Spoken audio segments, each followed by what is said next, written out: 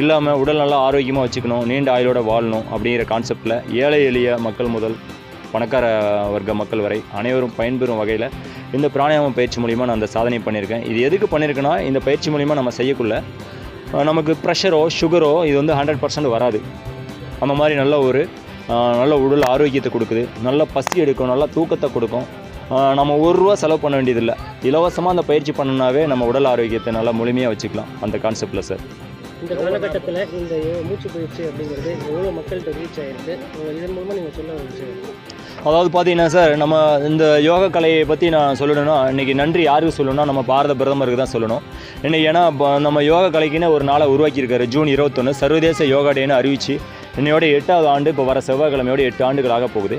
இந்த சர்வதேச ஆண்டு விழாவில் இந்த சாதனை உலக அளவில் பெரிய அளவில் ரீச் ஆகணும், தமிழர்களுடைய அடையாளமாக திகழ்கிற இந்த கலைகள் இன்னும் பெரிய அளவில் வளர்ச்சி அடையணும் அப்படிங்கிற